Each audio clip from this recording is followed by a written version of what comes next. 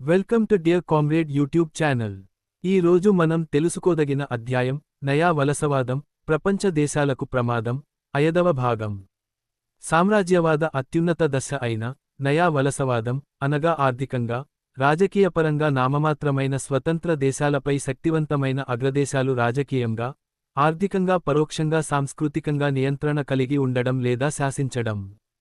ఉదాహరణకు Britain, Dutch మరియు ఫ్రెంచి యొక్క వలస దేశాలైన ఆసియా, ఆఫ్రికా మరియు ఇతర ఖండాల్లోని దేశాలపై మాజీ వలసరాజ్యాలైన బ్రిటన్, డచ్ మరియు ఫ్రెంచి లేక అమెరికా లాంటి అగ్రరాజ్యాలు world trade centre WTC, international monetary fund IMF మరియు వరల్డ్ బ్యాంక్ WB ద్వారా ఇప్పటికీ గుత్తాధిపత్యాన్ని కలిగి ఉండటం.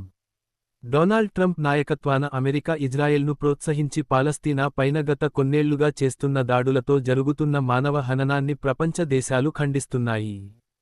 ఇరాక్ మాజీ అధ్యక్షుడు అయిన సద్దాం హుస్సేన్ను 2006లో ఉరితీయించింది.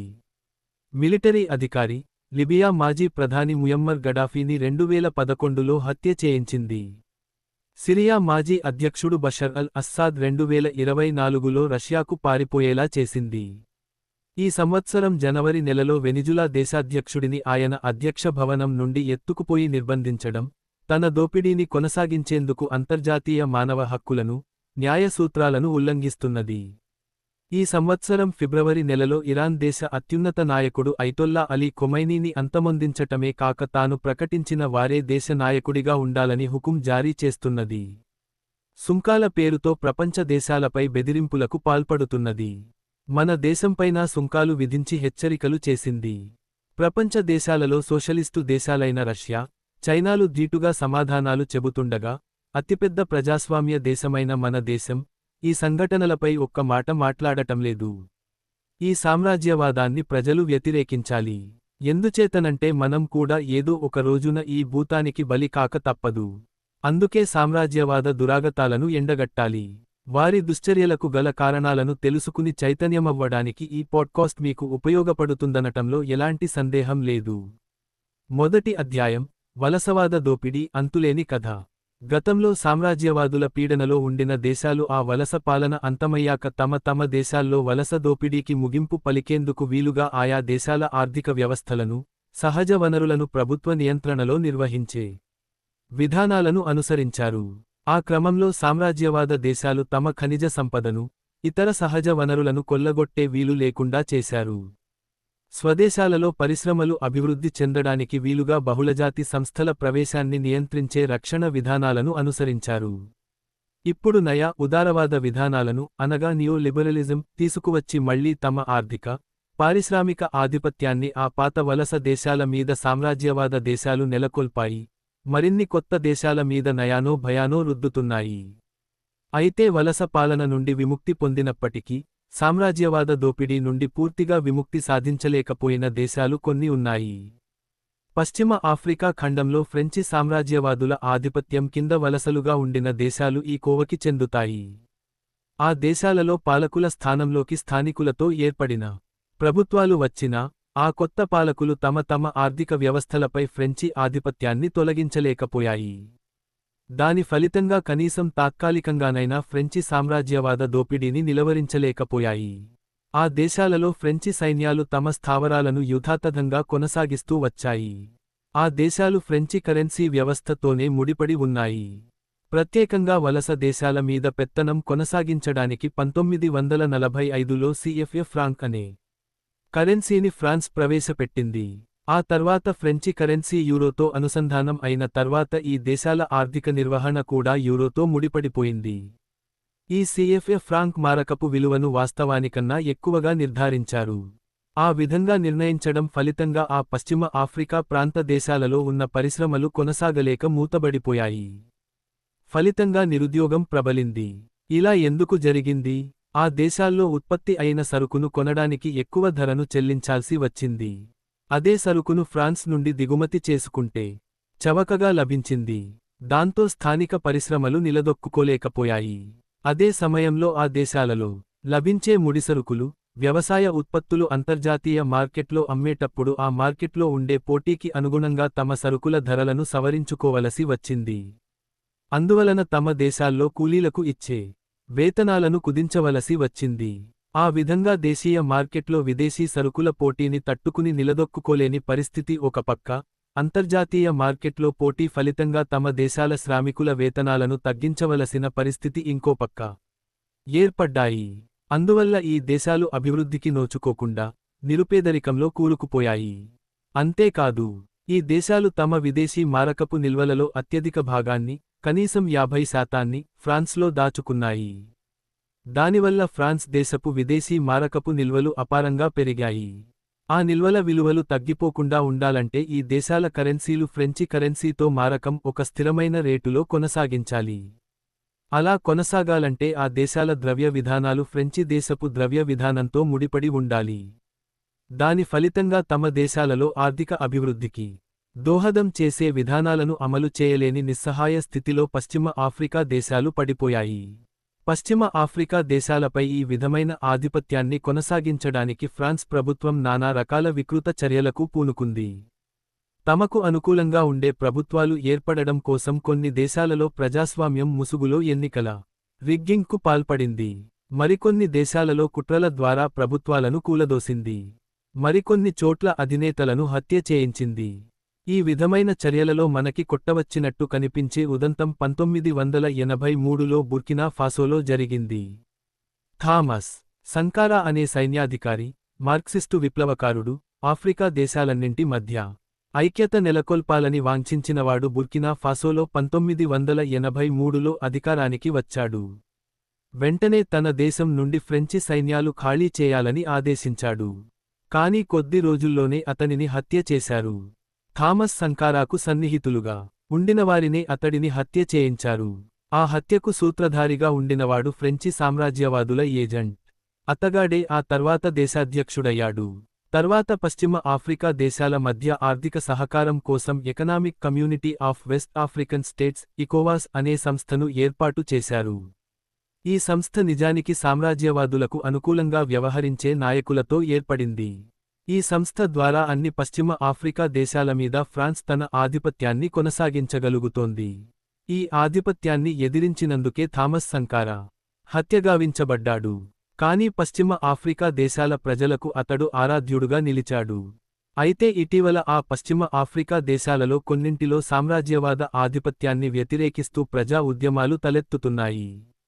గిని, మాలి, చాద్, బుర్కినా ఫాసో వంటి దేశాల్లో ఇప్పుడు సామ్రాజ్యవాదాన్ని వ్యతిరేకించే ప్రభుత్వాలు వచ్చాయి.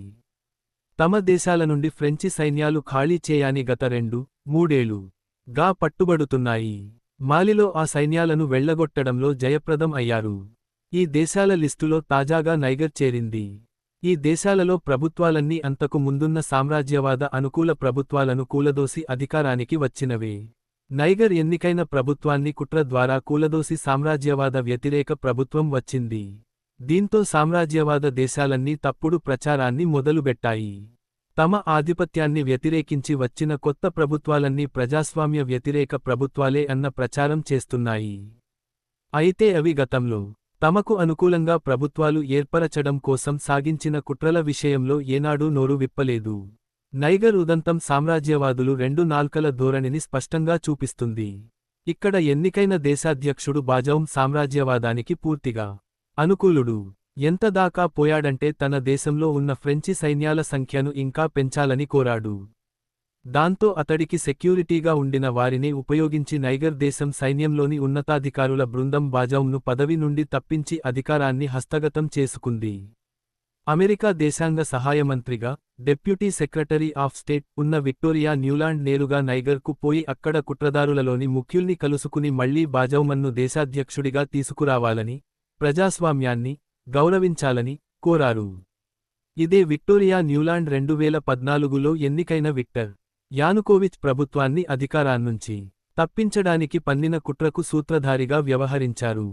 ఆ తర్వాత అక్కడ అమెరికా అనుకూల ప్రభుత్వం ఏర్పడడం ప్రస్తుతం కొనసాగుతున్న యుద్ధానికి ఏ విధంగా దారితీసిందో మనం చూస్తున్నాం.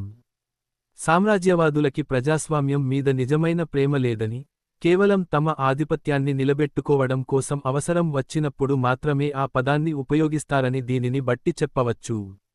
ఏదైనప్పటికీ సైనిక తిరుగుబాట్ల ద్వారా ప్రభుత్వాలను ఏర్పరచడం అభ్యంతరకరమే కదా అని వాదించవచ్చు. కానీ పశ్చిమ ఆఫ్రికాలోని చాలా మంది ప్రభుత్వ నేతలు ఫ్రెంచి ప్రభుత్వంతో, ఫ్రెంచి పెట్టుబడిదారీ వర్గంతో కుమ్మక్కై తమ దేశాలలో ఉన్న అపారమైన సహజవనరుల నిల్వలను ఫ్రాన్స్ కొల్లగొట్టడానికి సహకరిస్తూ ఆ క్రమంలో స్వంతంగా ఆస్తులను విపరీతంగా పోగేసుకున్నారు. ఆ ప్రాంతంలో యురేనియం నిల్వలు అపారంగా ఉన్నాయి. ఫ్రాన్స్లో విద్యుత్తు ఉత్పత్తి ఎక్కువగా అణువిద్యుత్ ప్లాంట్లలో జరుగుతుంది. వాటికి యురేనియం ముడిపదార్థం కావాలి. దానిని కొల్లగొట్టడానికి సహకరించి, ఆ క్రమంలో సంపాదించిన అపార ధనాన్ని ఎన్నికల్లో ఓట్లు కొనుగోలు చేయడానికి వెదజల్లి అధికారం తిరిగి సంపాదించుకుంటున్న దేశాధినేతలు వాళ్ళు. ప్రజాస్వామ్య పద్ధతుల్లో ఎన్నికైన ఈ ప్రభుత్వాలకు విస్తృత ప్రజానీకపు మద్దతు ఏమాత్రమూ లేదు. అవినీతి పద్ధతుల్లో అవినీతిపరులైన వ్యక్తులు ఎన్నికలను తారుమారు చేయడం ద్వారా అధికారంలోకి రాగలిగారే తప్ప ప్రజాభిమానం పొందడం ద్వారా కాదు. మరోపక్క అక్కడి దేశాల సైన్యాలలో విప్లవకర భావాలున్నవారు, దేశభక్తులు గణనీయంగా ఉన్నారు. వారి సారథ్యంలో నైగర్ జరిగిన కుట్రకు దేశ ప్రజల నుండి విశేషమైన మద్దతు లభించింది. చివరికి పశ్చిమ దేశాల మీడియా నిర్వహించిన సర్వే కూడా నైగర్ ప్రజల్లో అత్యధిక శాతం ఫ్రెంచి సైన్యాలను వెళ్లగొట్టాలనే అభిప్రాయాన్ని బలంగా సమర్థిస్తున్నారని తేల్చి చెప్పింది. ఎన్నికల్లో మితిమీరిన అవినీతి పద్ధతులకు పాల్పడడం ప్రస్తుతం నైజీరియాలో మనకి కనిపిస్తోంది.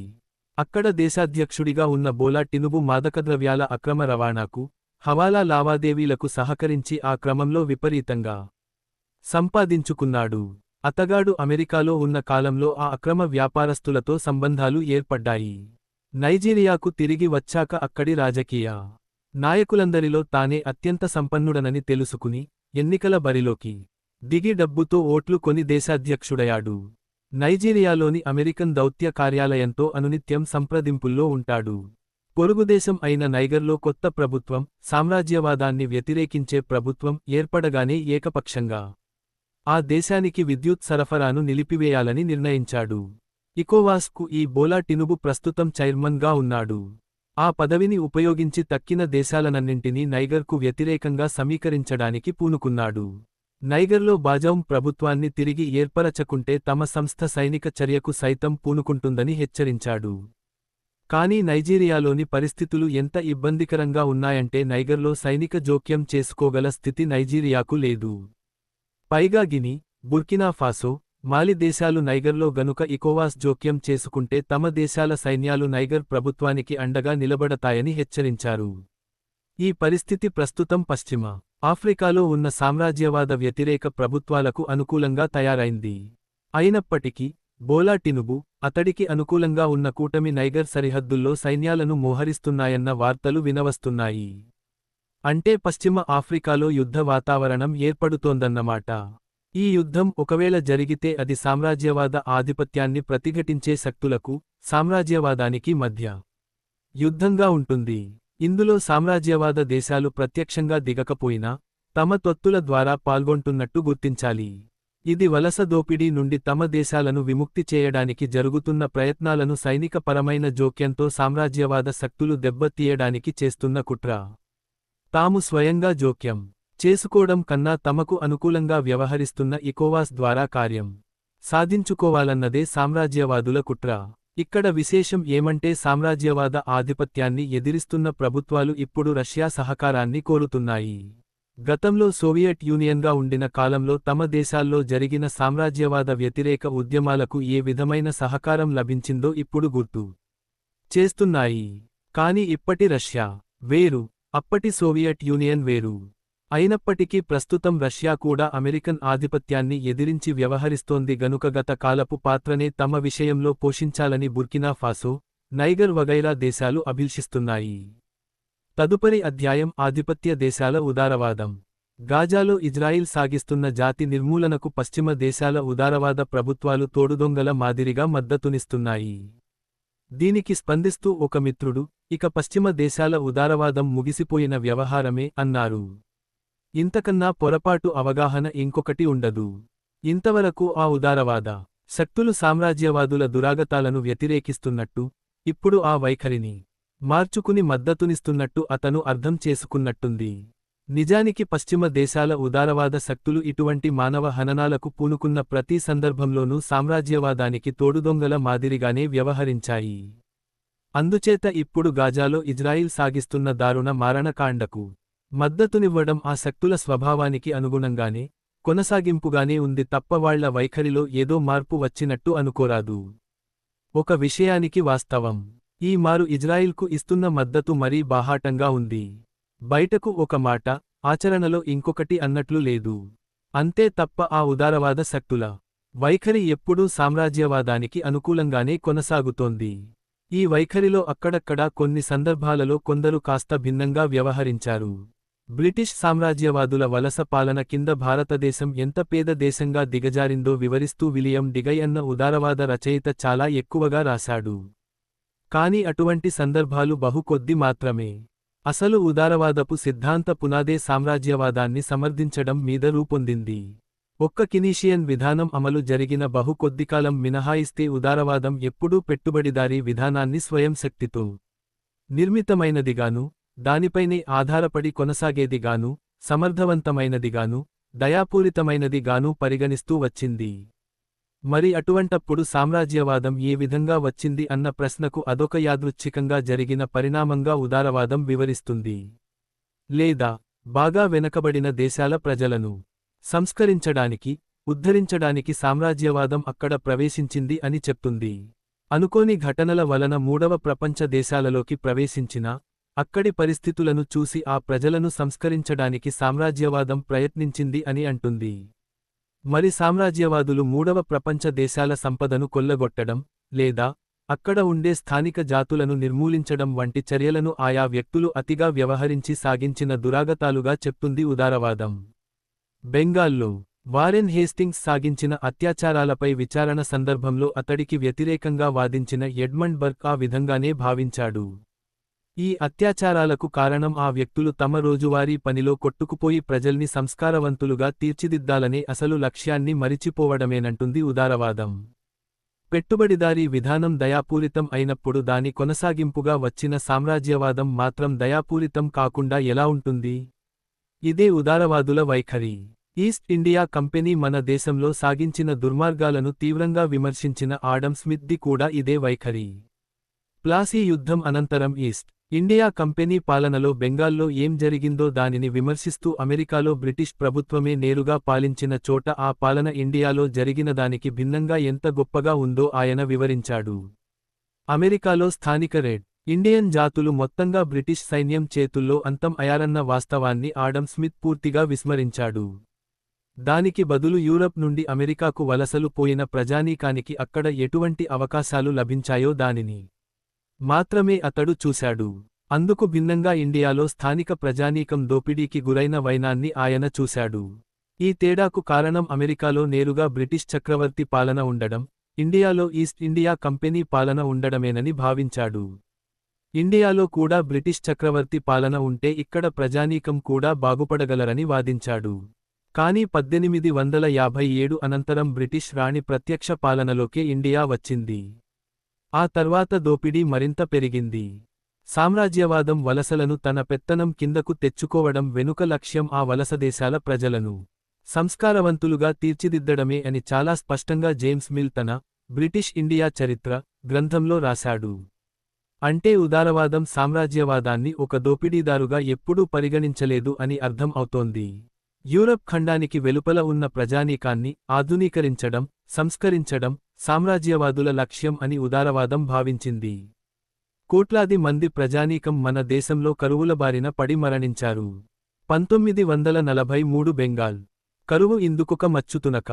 ఆ చావులకు వేరే ఇతర కారణాలేవీ లేవు. దానికి కారణం వలస పాలకులు అనుసరించిన విధానమే. కాని ఇది ఉదారవాదులకి కనపడలేదు. రెండవ ప్రపంచ యుద్ధంలో తూర్పు వైపు యుద్ధరంగంలోకి భారతదేశాన్ని కూడా దింపింది బ్రిటిష్ ప్రభుత్వం. ఈ విషయంలో భారతదేశంలోని ఎవరినీ సంప్రదించనేలేదు. ఆ యుద్ధ ఖర్చుల కోసం ఇక్కడ భారీ లోటు బడ్జెట్ను అమలు చేసింది. ఆ సందర్భంలో మార్కెట్లో పెరిగే డిమాండ్కు తగ్గట్టు సరుకుల సరఫరాను పెంచాలనే విషయాన్ని పూర్తిగా విస్మరించింది. కనీసం ప్రజలందరికీ రేషనింగ్ ద్వారా ఆహార ధాన్యాలను అందించే పని కూడా చేయలేదు. దాని ఫలితంగా చాలా తీవ్రస్థాయిలో ద్రవ్యోల్బణం పెరిగింది. తిండిగింజలతో సహా అన్ని నిత్యావసరాల ధరలు తారాస్థాయికి చేరాయి. అదే సమయంలో కార్మికవర్గం ఆదాయాలు పెరుగుదల లేకుండా స్థిరంగా ఉండిపోయాయి. అందువలన వినిమయం బాగా పడిపోయింది. 30 లక్షల మంది ఆ సమయంలో తిండి లేక చనిపోయారు. యుద్ధంలో చనిపోయిన వారిలాగే వీళ్ల చావులకు కూడా యుద్ధమే కారణం. మొత్తం రెండో ప్రపంచ యుద్ధంలో బ్రిటన్ వైపు నుండి సంభవించిన యుద్ధ మరణాల కన్నా ఇక్కడ బ్రిటన్ కారణంగా యుద్ధంలోకి లాగబడ్డ భారతదేశంలో సంభవించిన మరణాలు 6 రెట్లు. కాని ఆ మరణాలకి యుద్ధమే కారణం అని ఎక్కడా చెప్పరు. ఇక్కడ ఏర్పడిన కరువు గురించి బ్రిటన్ ఎవరూ పట్టించుకోనేలేదు. బహుశా కావాలనే దానిని కప్పిపుచ్చేందుకు ప్రయత్నించి ఉండొచ్చు కూడా.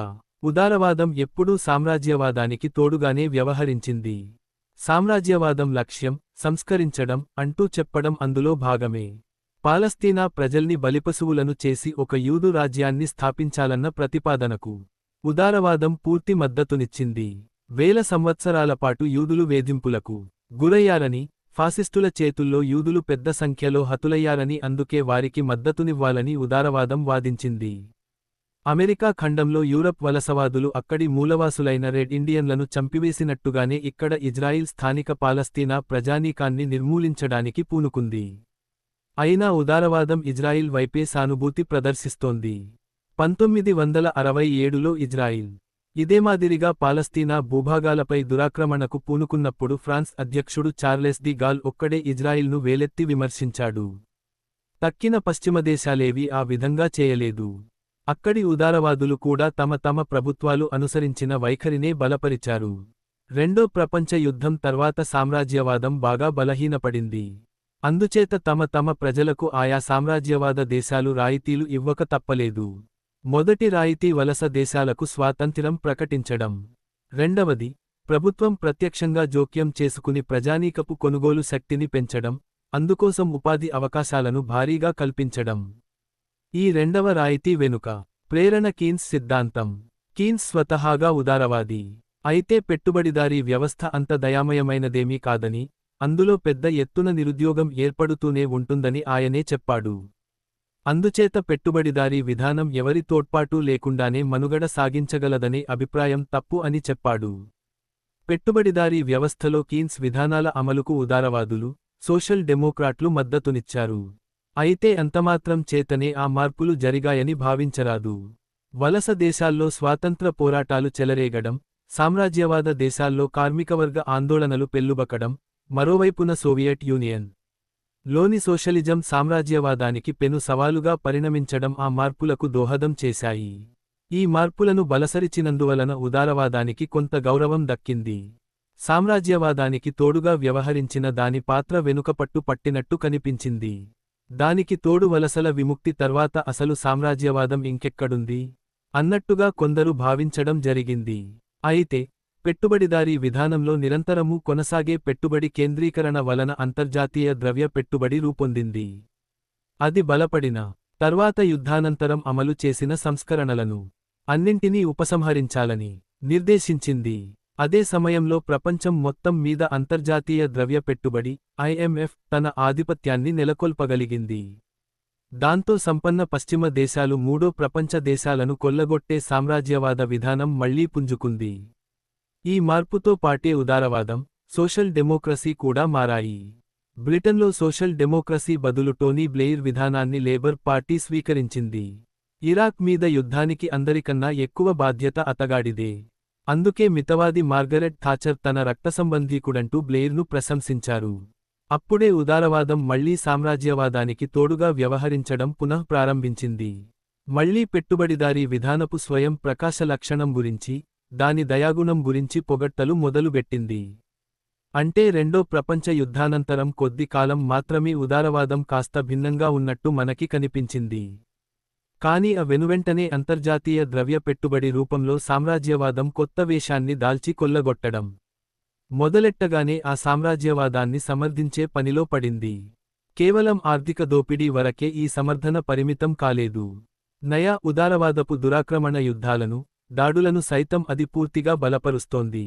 ఉదారవాదం, సోషల్ డెమోక్రసీ మళ్లీ కొత్తగా జట్టు కట్టి మితవాద శక్తుల్ని బలపరడంతో అవి సామాన్య ప్రజానీకానికి దూరం అయిపోయాయి.